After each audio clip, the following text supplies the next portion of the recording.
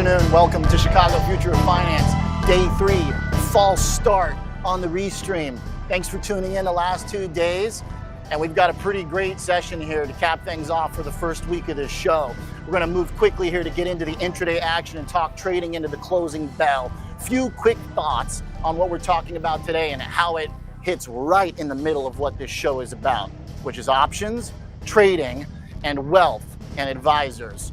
The in-between is where this show lives and breathes, and that is where you're using options to improve outcomes, and that's the main subject of our conversation today with guests who specialize in those very subjects. Zed Francis joins me from Convexitas after we go through the intraday moves with Brent Kochuba. He's a pro at figuring out how volatility works into the advisor world and using options to improve those outcomes, whether it's liquidity, taxes. Christian Magoon joins us, one of the top ETF innovators who's leaning into options and derivatives on some of the most wild stuff in the market, crypto. That'll be a very fun conversation. He's going to tease a few new products on the way, as well as those that have been making ground through the advisor world as people look for solutions to the 60-40 alternatives. Yesterday, though, we heard a pretty compelling case from Adam Abbas at Harris Oakmark that there's still some life in that trade. We're also going to be talking event contracts with Dillian, a super interesting mind, one of my favorite people to probe on generally all subjects from markets to politics, culture, and more. So that'll be a great conversation as well. Let's get into the session here and let's talk about what we're going to be doing throughout the day into the close and into tomorrow and the weekend with Jerome Powell at Jackson Hole and, of course, NVIDIA earnings last week. Brent Kochuba, founder at Spot Gamma, is our guy here to watch the action into the bell. Brent, yesterday you showed me a great tool that I think we can start with here today, basically on the platform, which is rewinding the course of the session. Right now, we are trading below that 6,400 that we talked about yesterday. What does that mean, Brent? Are we starting this last, what are we at now, 50 minutes or so under pressure if we're under that level?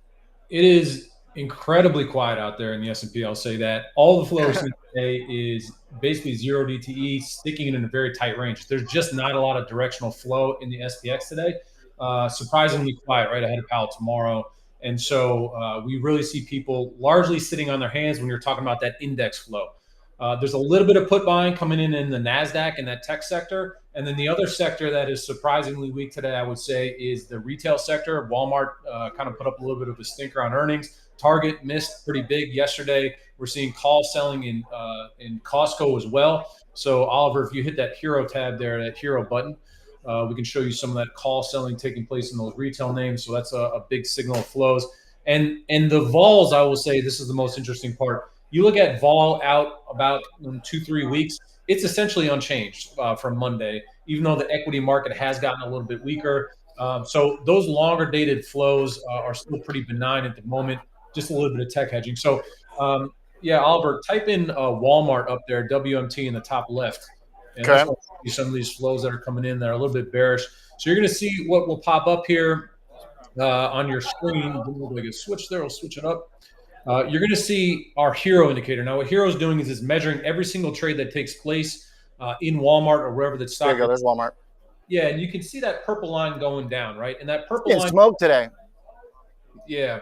So that's $37 million of negative deltas today, which is not a massive amount, generally speaking, for a mega cap stock. But what it's telling you is nobody's trying to buy that dip, right? So Walmart down about 5% under this $100 level. We used to have this kind of reflexive flow that would come in and buy the dip and buy every dip in every stock, right? And we're not seeing that. If you bring up Costco, COST as well, these are stocks that we generally don't talk about, but the tone in this retail sector is really quite negative, right? And you can see this purple line trending down all day, right?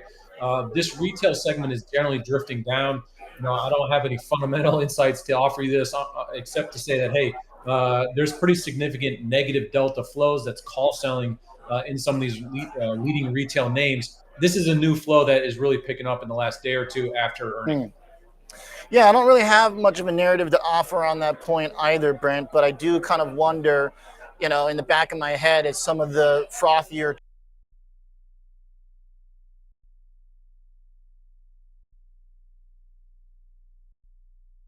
into some of the stronger places, because we talked a little bit of like some of that rotation that was going on to some extent, but I mean, it looks like they're just taking shots at various sectors until whatever froth gets cleaned off the top. But who's to say how much froth needs to get cleaned off? Because we've been up and nonstop since the spring. So it seems like they want to take a scalpel to almost everything now that the retailers are getting hit too.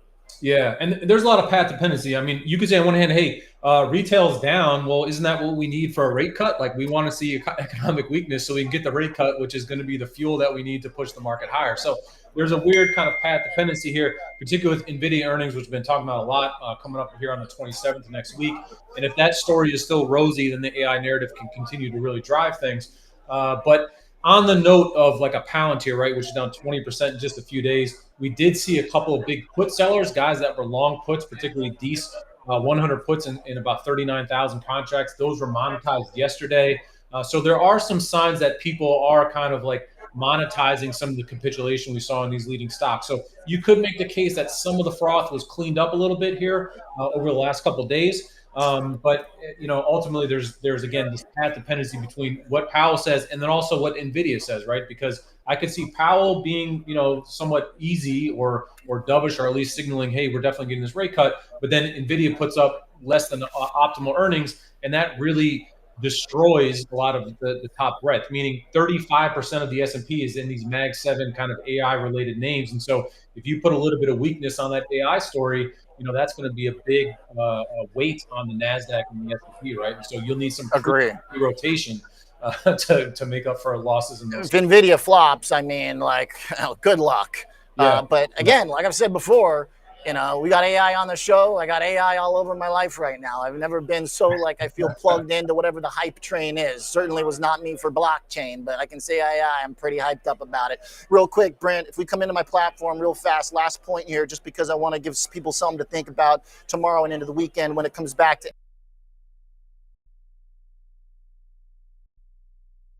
think about what levels matter. Where do you start to get worried? Like if we break below what? Where is the panic level? And then by the flip side, where is the all clear level if you're looking kind of into the weekend? Yeah, so for the all clear level, it's very clear. So if you go to the heat map zoom there at the top right, there's a scale, and you just drag that to the left. And you're going to see red explode all over this chart. Okay. Keep going. So blue is dealer support. That's where the market makers should come up to support this market. So you can see that's largely down into even the 6,300 area. I would think that, that's an area where there's still some implied support. If you get under that 63 kind of 100 level, that's where you're going to start to see, I think, the VIX seriously spike. You're talking about VIX over 20. And then I think the market easily goes down to the 61 kind of 50 area. So that's where things get really nasty as of current positioning. Is down in that 6,300 area. So about 1% loss from here. If we go more than 1%, then I think you really got to worry about that extended downside. And then to the upside, it's really quite easy. You get into 6,500 in a second, because if Powell is dovish or just in line, right, vol's going to contract immediately. And that's these Vanna flows that get talked about a lot, where that vol contracts and helps to push the market up. And so we could easily get into that 6,450 to 6,500 area pretty quick. And so what we've been saying is, look, if we're 6,400, we're all good. We're all safe. Under 6,400, just, keep some hedges on. All right. Well, look, this has been a stock-specific week. I feel a lot of the stuff that's mattered the most has been the particular equities and the names that have gotten hit. The index still pretty well snuggled in there around 6,400. Appreciate it, Brent Kochuba. Nice stuff. Nice look. Thank you. Let's talk a different angle on it. Options with Mr. Zed Francis. Let's connect it into the advisor world. Joining me here on the floor of the CBO, Zed is a CIO and co-founder at Chicago-based Convexitas, longtime source of mine, a great market mind. But today, Zed, we're going to talk about what you do and how options are intersecting with advisors. Great to have you here, number one. No, thanks for having me. This is you, anchor, producer, writer, all the hats. Is it you or AI, like you were talking about? It's so funny you mention, because we got an animation coming up. I'm actually going to hit you with some AI stuff that I think is going to be fun. Firstly, though, you, from what I understand, do two major things when you think about options, which is you provide liquidity for advisors, client portfolios, and then you also have a very tax-oriented mindset. Let's start with the first. How do you use options to create liquidity or augment liquidity? Yeah, I'll do a little dance because it's funny. One of the other guests in your room is somebody that I've crossed in a previous life. And not that person, but another person I worked with at that firm said something to me, 13 years ago, that was kind of appropriate for this conversation. He said, the problem with options is they expire. And I think what he was trying to say with that is like, you can be right but wrong. Like you buy something and moves after the expiration. But ultimately, when trading options, that little phrase actually has two very meaningful things when building strategies. Okay. So first of all is you actually need edge in the specific options you're trading. And what does it fit in? What is the problem with they expire? The problem with they expire is you have to trade them a decent amount. This isn't a 10-year bond that you buy and you just hold for 10 years. If you pay a little bit of edge to get in that position, it's not exactly a meaningful part of your total expected return over 10 years. But if you're trading options every year, quarter, month, week, day, and you're bleeding a little bit of edge every single time, that's a problem. That's going to erode a lot of your expected returns, even if you're right in terms of strategy. That matters if you're trading options, you have edge in the specific options you're trading. So a lot of those ETFs that kind of try to use options in a way, there's a lot of decay. It gets complicated. Sometimes it doesn't work. That's right. Well, it really goes back to like when you're building option strategies, what's very important out of the gate is there a structural inefficiency that is making the options you're buying cheap or the options you're selling expensive? Okay. Do you think that is going to persist? And are you consistently taking advantage of, at the point of execution, something where you're gaining, or at least neutral, a little bit of edge rather than giving away that edge to the market every time? And can you find that in the deepest liquid options, or are you looking at your clients' portfolios and saying, okay, they're in these stocks, these positions, those are particularly places where I can find a little bit of that edge? That's a great question. So that is why we do not do customization, because edge is very hard to find. And so that's where we start. We start with, are there those disconnects and persistent disconnections in the marketplace that are allowing us to trade options where we get a little bit of edge in terms of what we're buying or selling? Then can we construct a strategy off of that inefficiency in the market pricing? And then is a strategy produced in a way that's interesting to anybody? That's the final step. The good thing is we're able to find a decent amount of inefficiencies in arenas that are usable for advisors in terms of our strategies. But yeah, we're not doing customization. The very reason for that is that we think if you're, hey, you got a bunch of Apple, I'm going to sell stuff in Apple just because you have Apple. Over time, you're paying away that edge. You're not starting with the foundation of extracting edge from the options you're trading. And it's likely that the experience over years, 2, 3, 4, 5 might start not going as well as people would hope. Now, do you find the most maneuverability and the most alpha, the most edge in certain, is it when the market drops and those things kind of get out of whack or skew moves? Are there any particular volatility inputs that you're most clued into? Like Brent loves watching the gamma stuff.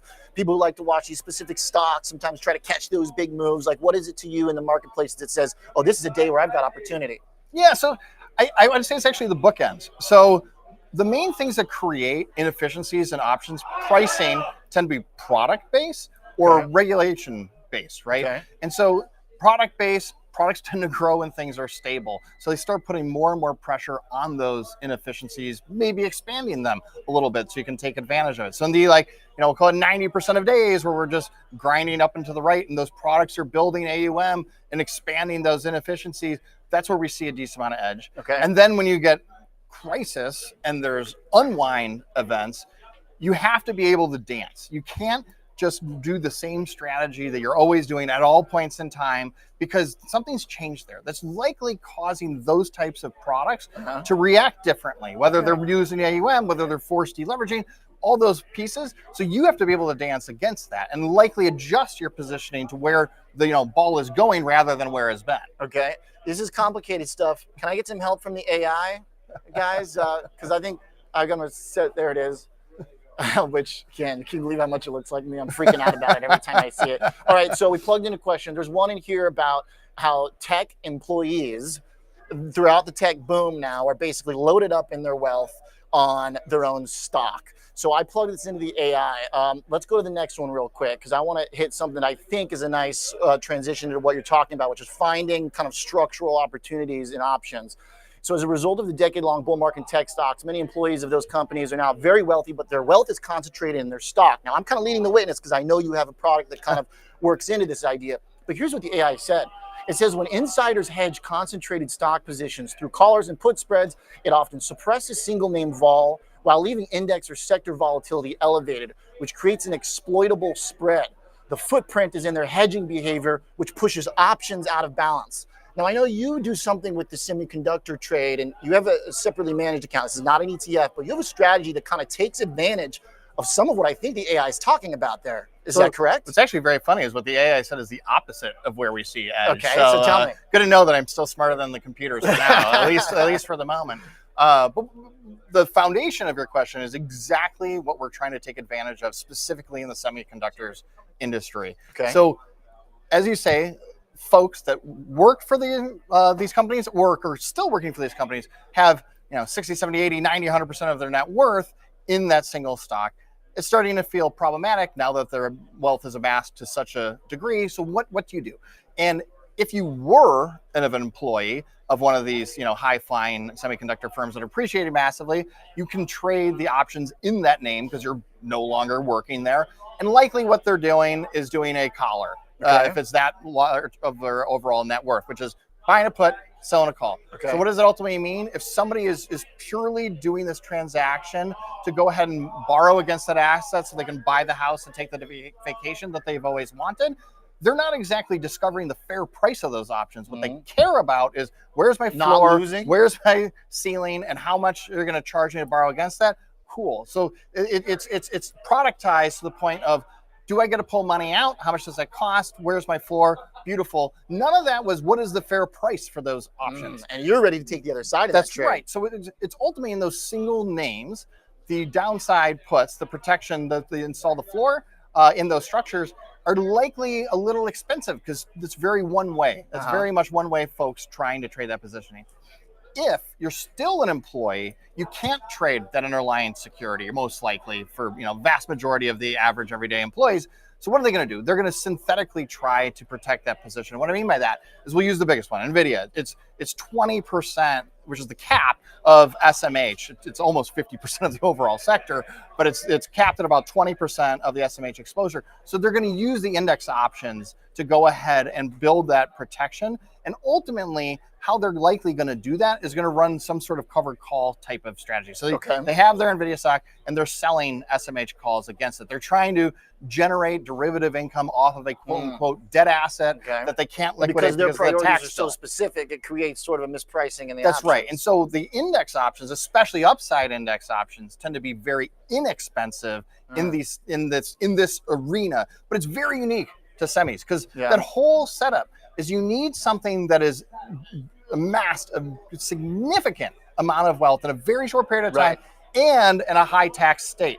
Having that extra friction to stop folks from saying, I'll pay the tax man and get out. Like the bill is too high. The bill's too big, so they got to try and hedge around it, but they're not the most sophisticated, and so you kind of create that up.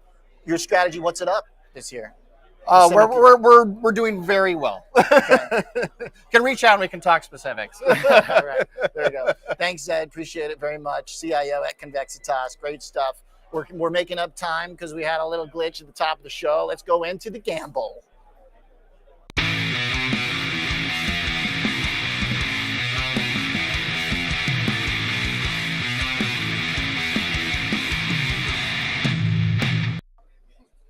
All right, from options and tax hedging into Kalshi and more, Mr. Jared Dillian joins us today, author, blogger, former trader, ETF expert, ex-Wall Street guy. Jared, thanks for being here.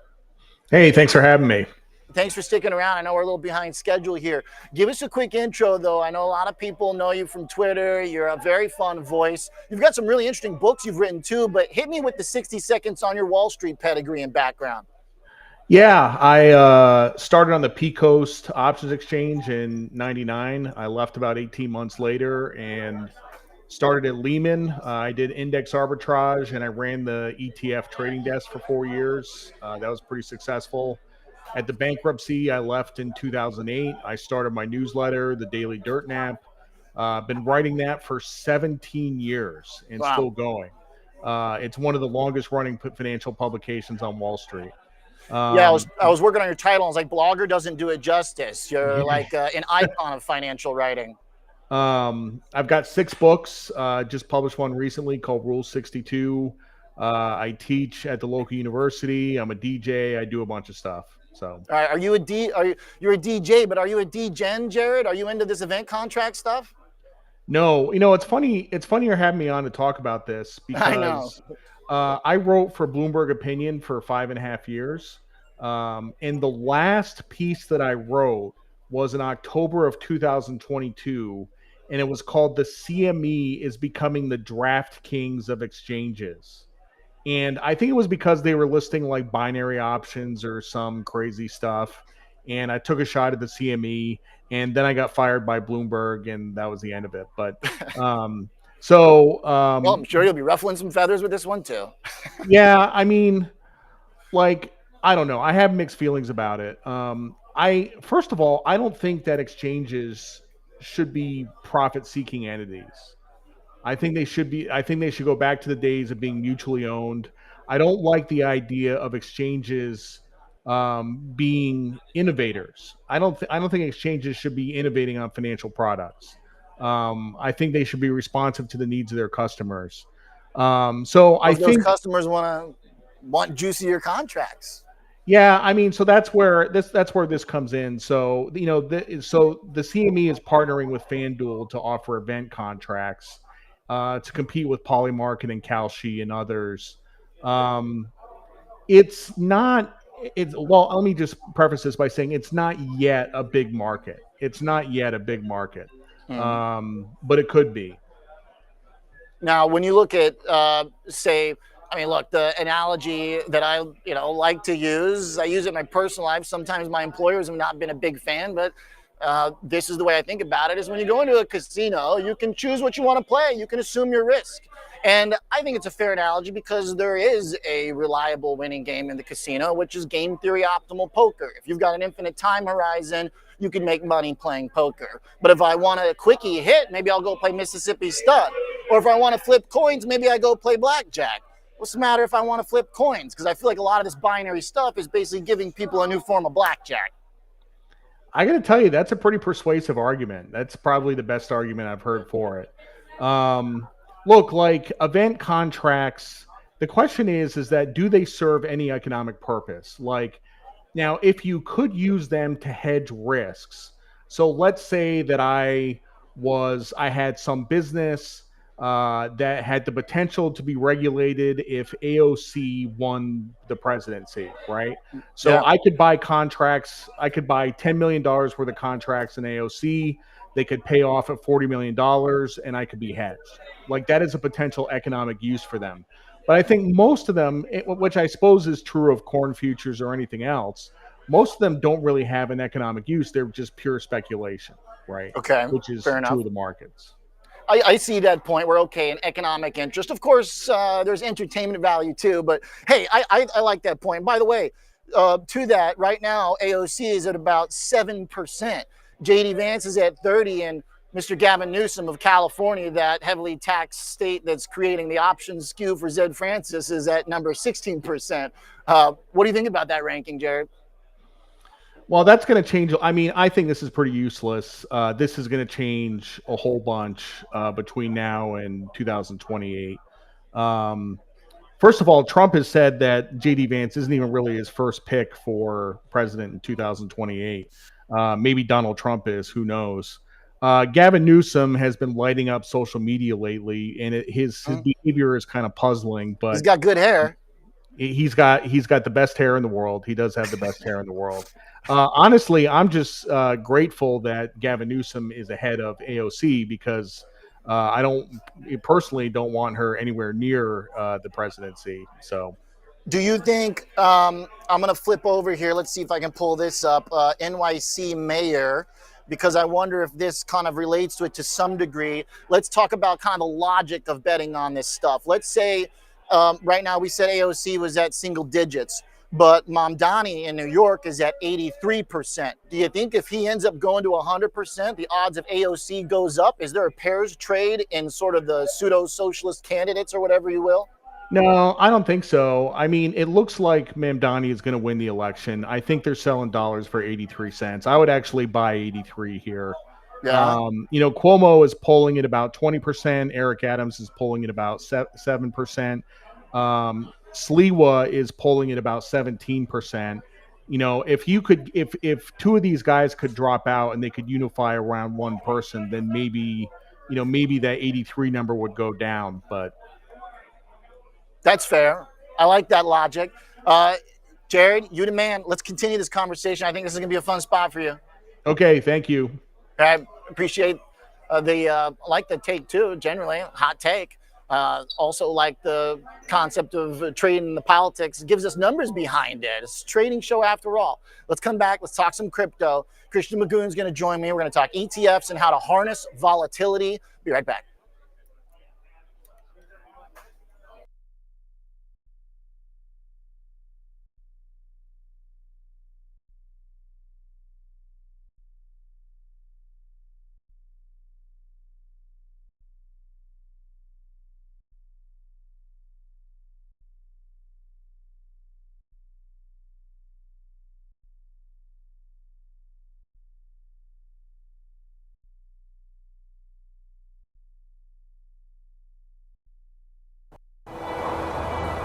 There are two things about Chicago finance you can't get anywhere else. The first is kind of hard to miss. Everyone's trading options. SIBO is on a 5-year growth streak making billions, and its goddess of grain sits atop the final pit of open outcry. And that's what it's all about. The chance to fend for yourself. A fortress for the self-made trader, and the only still standing in America. The second thing you may not know, but it's worth trillions. Chicago is the only major city in America that's home to 2 of the top 10 registered investment advisors, according to Barron's. That means a steady river of passive money and fixed income pouring into the city. If you think you can beat the market, this is where you do it. If you've got value, price will discover you here in Chicago, the future of finance. Join me, Oliver Rennick, from SIBO, Tuesday, Wednesday, Thursday, into the closing bell, live from Chicago.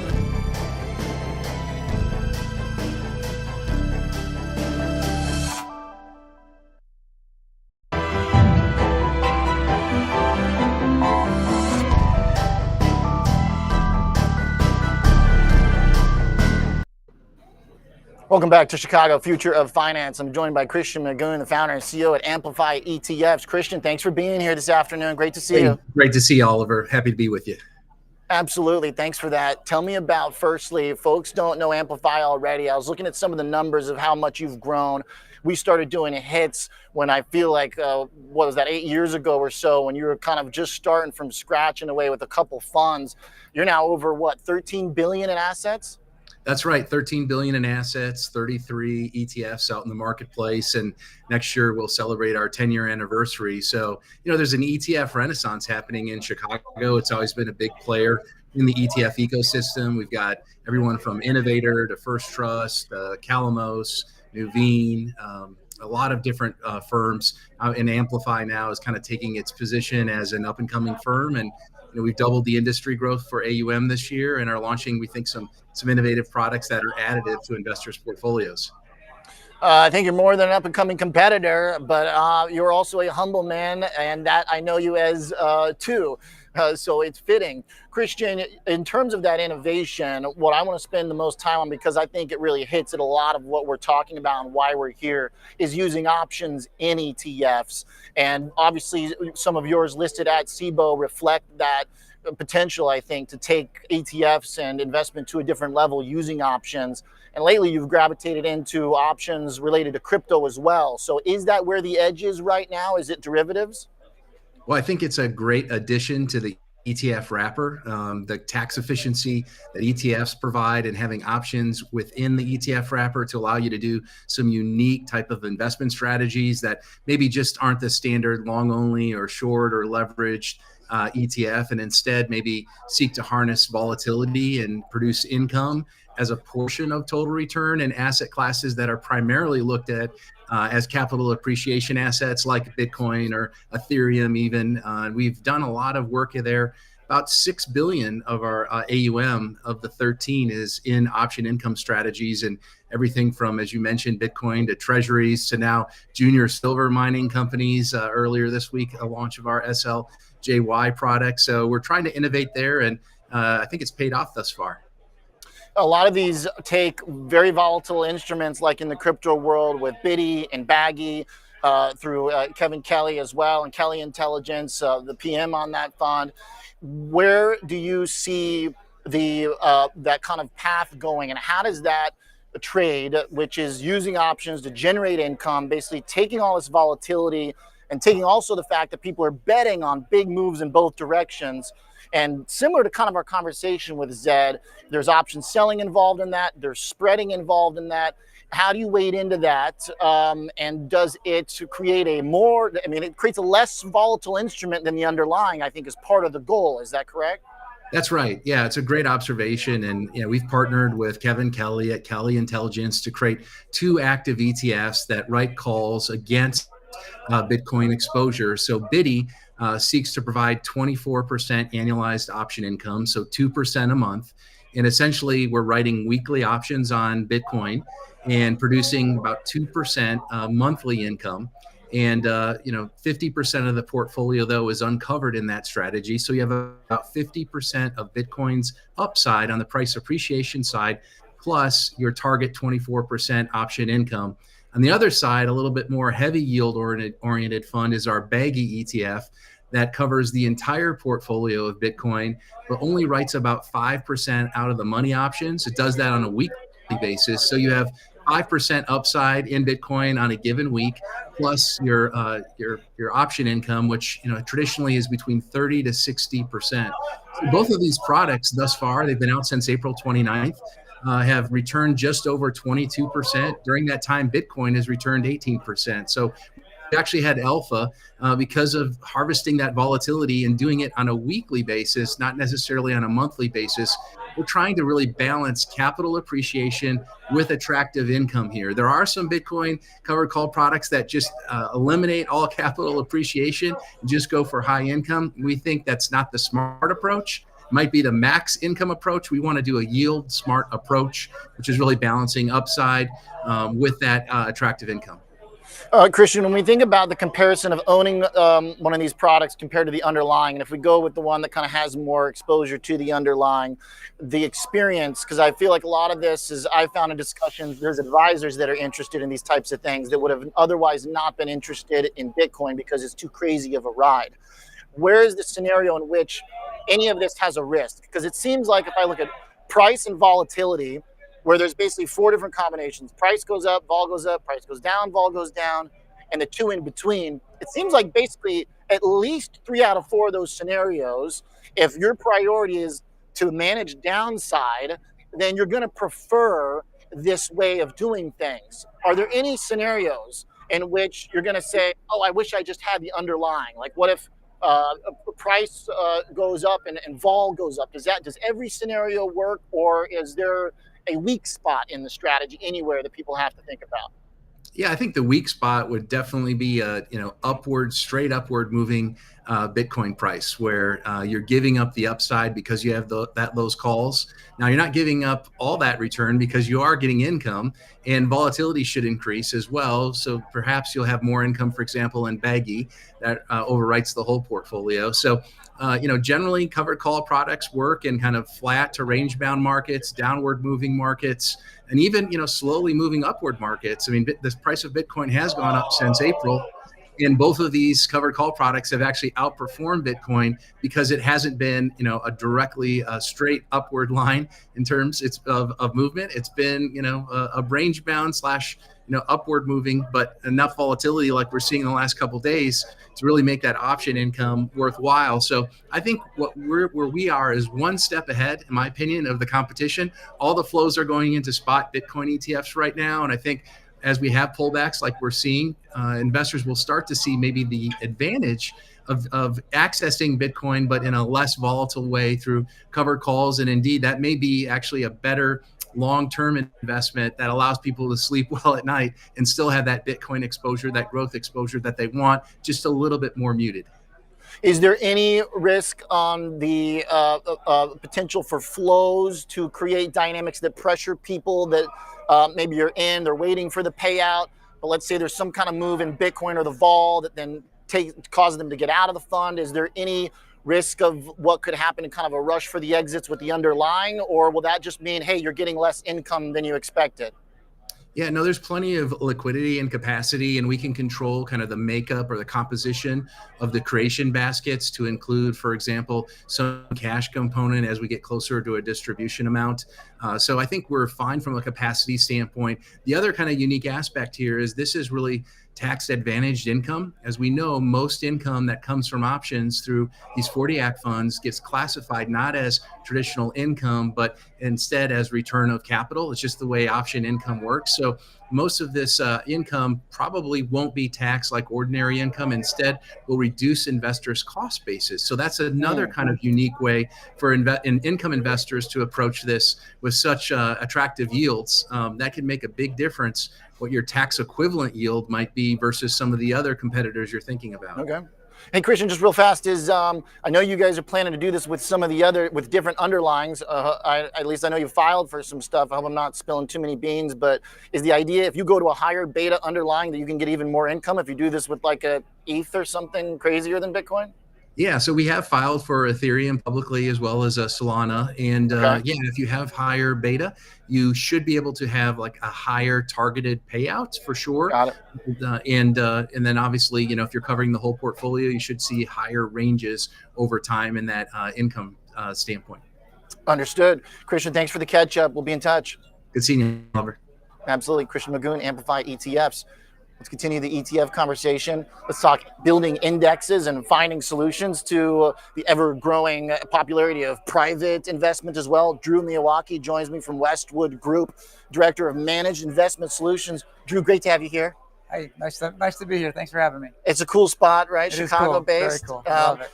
Tell me about your kind of priority, your priority, your goal right now. You're an index expert. You've spent your career creating indexes, bespokes, I guess, kind of construction of what people want. Where do you find the most demand right now? Yeah, the team and I have a long history in indexing, and we really like to get into the weeds of the design of the methodologies, and that's what we think that investors are really focusing on these days. You know, they like a lot of the things that indexing brings to the table. You know, we are very strong believers that none of this is passive, and all of these decisions that you're making are active decisions. The moment you start putting stuff together in a basket, you're making choices, right? You're making active decisions, and you should be well informed. And so we like to be very consultative with our clients and our prospects, and really walking them through that journey of deciding what kind of outcome they're trying to achieve, and then helping them design the methodologies and the products that fit that best. That brings you mostly to ETF providers, issuers. Who else needs custom index solutions? We've seen it from family offices, institutions, and now that the technology and the data is supporting it, individual investors can have that flexibility and that choice as well. Okay. So they might have a specific portfolio that's geared a certain way, and they say, hey, give me something that I can slide in here as like a Tetris piece, that long Tetris piece? Exactly. They can either use this to replace existing products that they took off the shelf that didn't necessarily fit what they needed to at that time, and they can help design that for the future, or they can use this to fill in holes and gaps in their investment portfolio that they need now.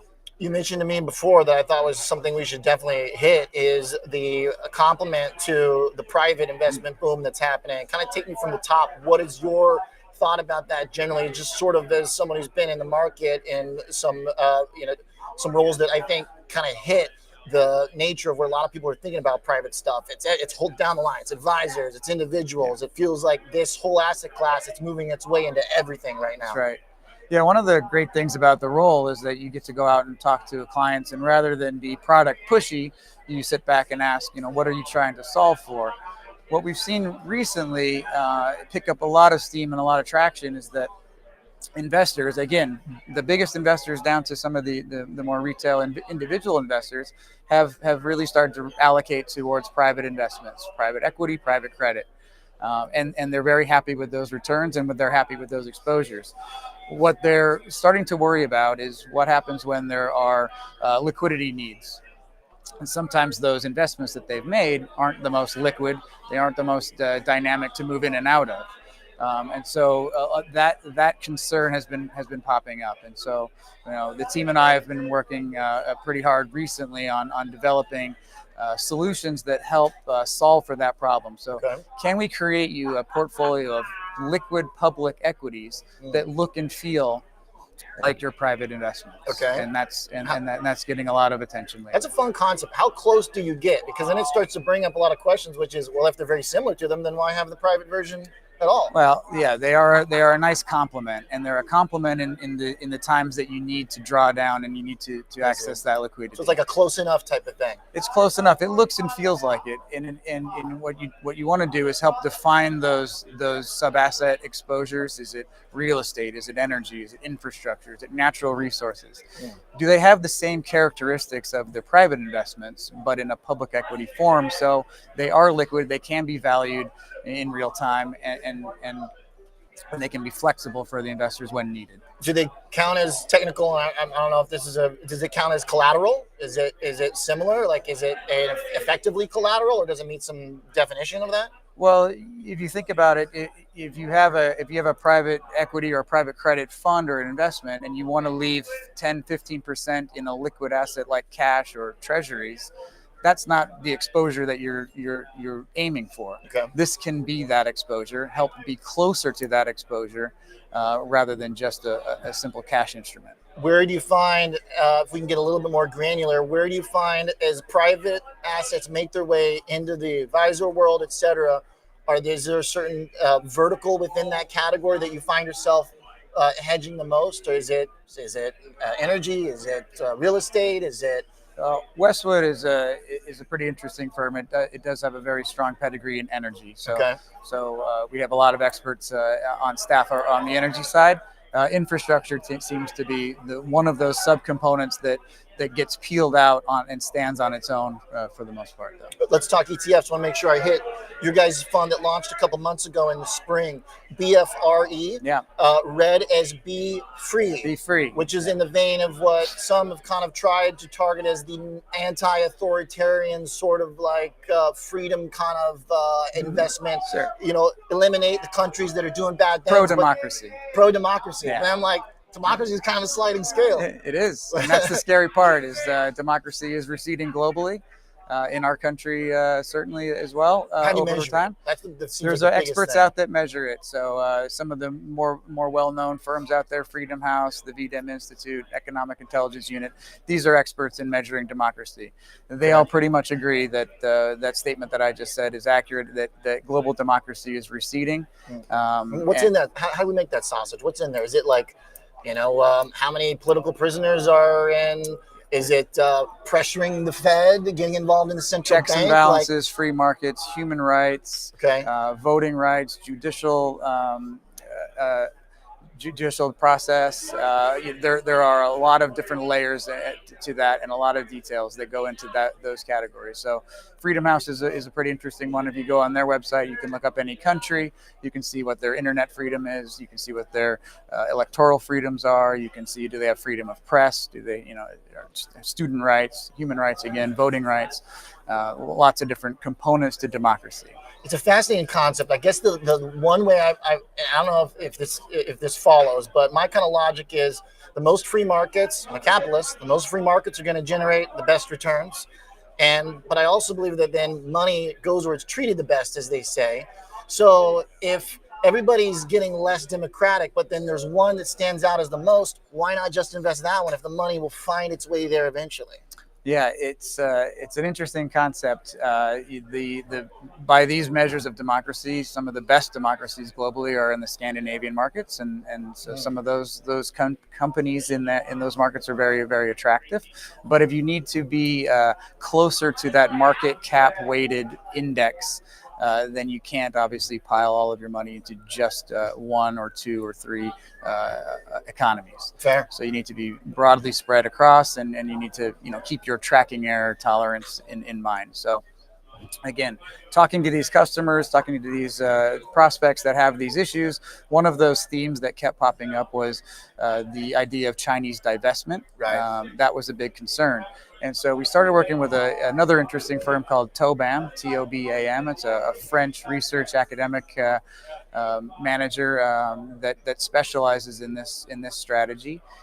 They've done a lot of research on this topic, and they said, well, why stop at China? If you're if you're worried about China being authoritarian and you want to get that out of the portfolio, then perhaps you should consider Hong Kong. And there are other markets that also operate in an authoritarian or non-democratic fashion. Shouldn't they be considered as a risk to your portfolio?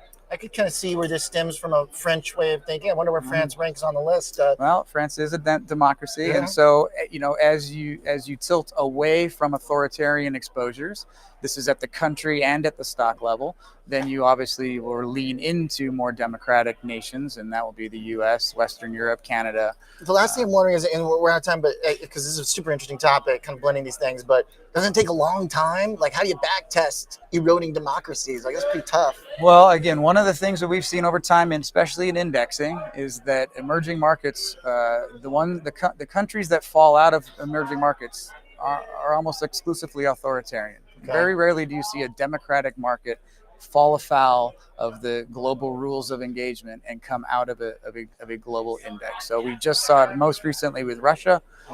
Russia was a stable market until it wasn't, and now it's uninvestable in the eyes of most global investors. And so in indexing, some of these large index providers, they decide the fate of these nations. They get to say if you're a developed market, if you're an emerging market, and if you qualify at all.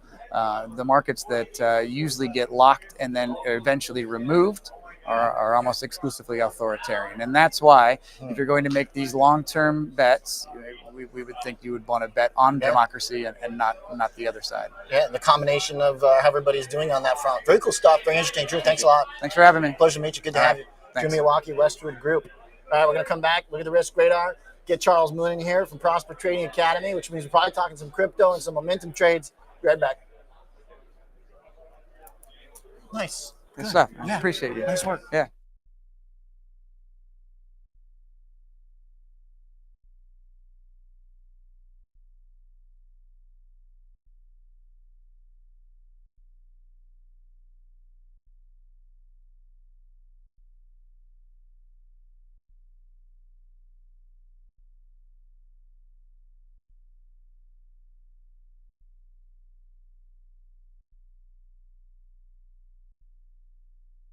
Good.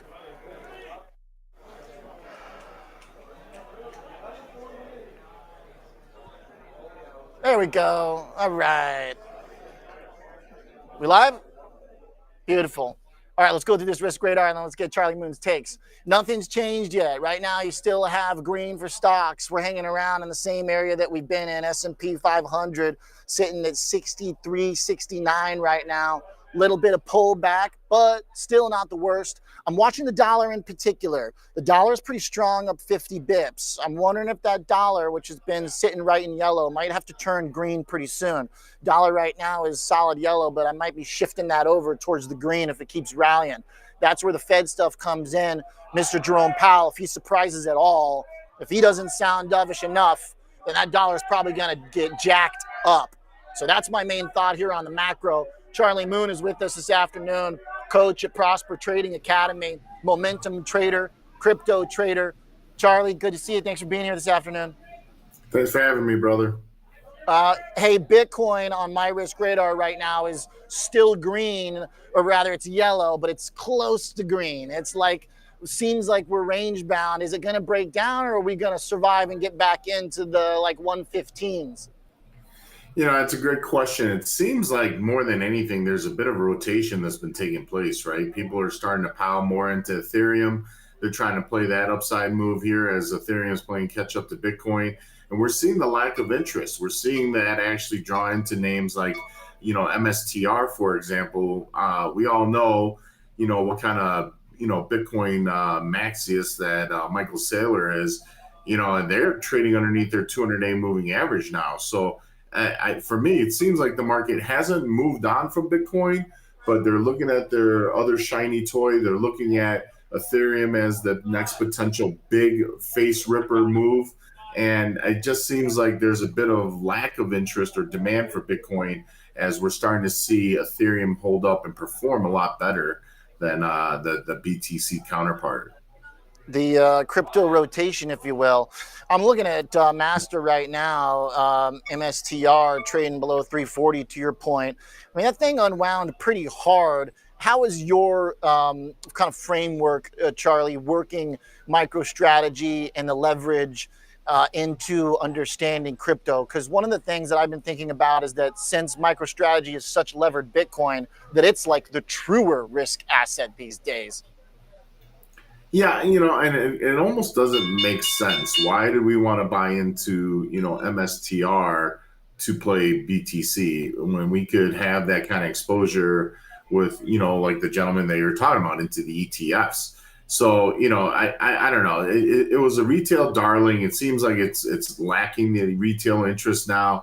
It's starting to really underperform. For me, I see this actually breaking down as low as 275 in the near term. If it doesn't catch a bid and get right back up to 350 here. For Master, you think 275? Yeah, I mean, this is where the projectable downside is. From a charting standpoint, there's a lot of room to fall that they've lost and blasted down through, some pretty key, support levels that it's been trying to ride up over the last 3 or 4 months. So it just seems like in terms of performance, in terms of charting, it's taken on a really bearish take. And really that 275, maybe even as low as right around 230 could be the balancing point where people are going to start accumulating the stock again. I just don't, it used to kind of be in lockstep with Bitcoin, but it's just kind of losing its flavor right now. So we'll either have to have some sort of catalyst that brings MSTR right back up. Otherwise, it's just going to start becoming a slow bleed here. You got to basically pray that if you're long MicroStrategy, and I think if you're long Bitcoin too, that it doesn't break down below 250, 240, which was where I just put the support on.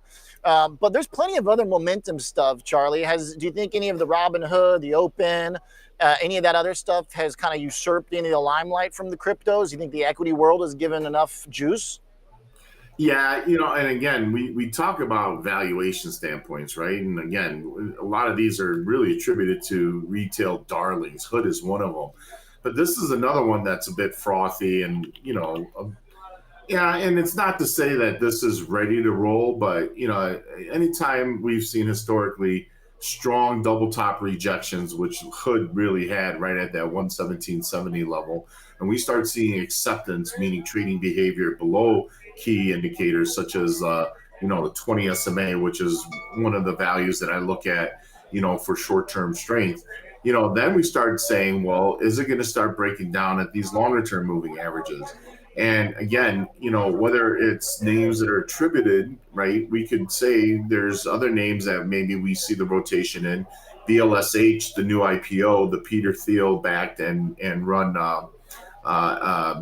I guess foreign exchange or asset here, that took a big hit off of their IPO day, rolling way off of their highs, but they're sparking up off of their lows the last 2 days, and maybe we're starting to see retail traders and Wall Street seeking more value opportunities with much better upside as opposed to trying to take shots in Hood to get that 2 to 4% gain.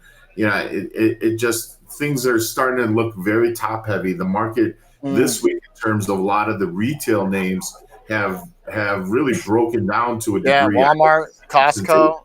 Yeah, and I haven't seen these names break down. And more importantly, then we look at the retail trading side, names like ASTS, for example, Hood, OKLO. These are names that your normal retail traders are all trying to pile into. Palantir as well, that fits in that basket. And those stocks were just getting absolutely rolled while the markets were barely moving down. So something was happening this week. I wasn't sure what. I still can't pinpoint it. People have alluded to the secondary yen carry trade. I don't buy it. I don't really see why it's unraveling, especially with Jerome Powell speaking tomorrow. Maybe we find out next week if Powell does something crazy. Hey, on Palantir real fast. Because a lot of those charts that were really juicy, that kind of chopped, they broke down, they're getting harder to read. Palantir to me still generally looks like a up and to the right trend. Do you like it at 155? You like it at 160? For a short-term play, yeah, I think this is one of the names that could definitely spark up and regain their 50-day moving average today. So, it got down to a point where, maybe Wall Street said, that $50 pullback, that's enough. They basically went from 190 to 140, jumped right up, almost hit 160 today. I believe they got up to 158.